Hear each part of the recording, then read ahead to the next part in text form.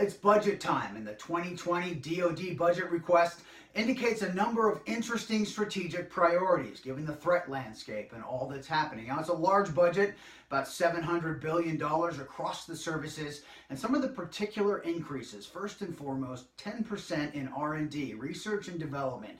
Now, this is focused on things like hypersonic weapons, artificial intelligence, drones, or unmanned systems.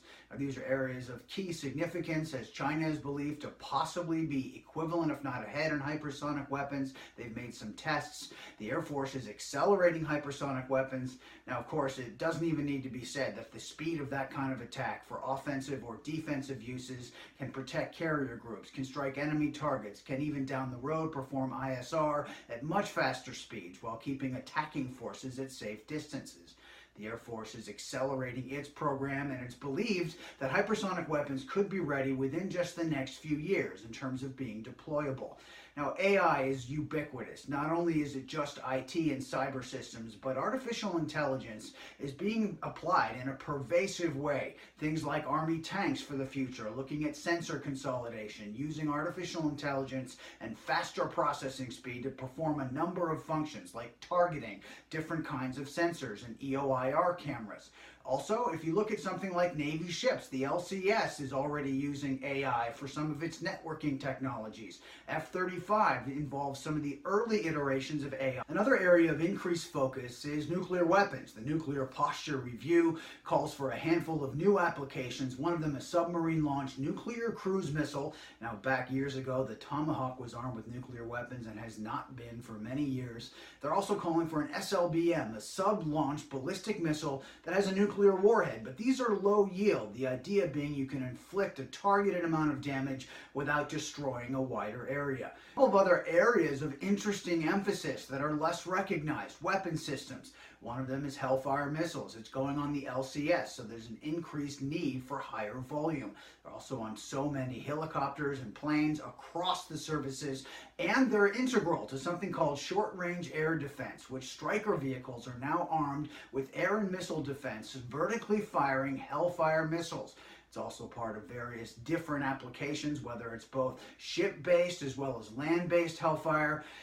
Another key emphasis is something called the Small Diameter Bomb 2. Now, this is being configured for the F-35 for the next several years, as well as other air assets. It's a high-tech weapon that uses millimeter wave, different kinds of heat-seeking technologies like infrared, as well as GPS targeting to track and destroy targets.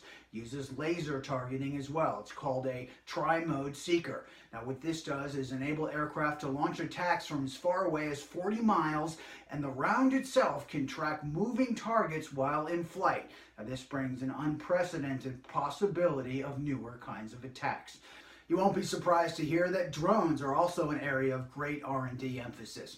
Things like the first of its kind Stingray MQ-25, a carrier-launched refueling drone, will bring tremendous advantages to fighter jets seeking to attack targets at much further ranges.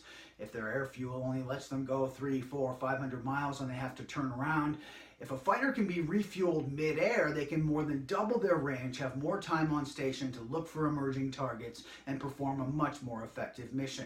Another huge area of DoD emphasis is a project that's been ongoing for a couple of years called the Arsenal plane. It's a large aircraft intended to dispense and possibly even recover small swarms or even mid-sized drones, to blanket an area with ISR, have various points of surveillance intake, or even use drones themselves as expendable weapons, explosives if you will, to keep standoff fighter jets at safer distances. Looking at early iterations of drones being recoverable as well as launched themselves. And one of the things it's talked about is in terms of a bomb truck. It could use bombs to help fuel and arm nearby aircraft.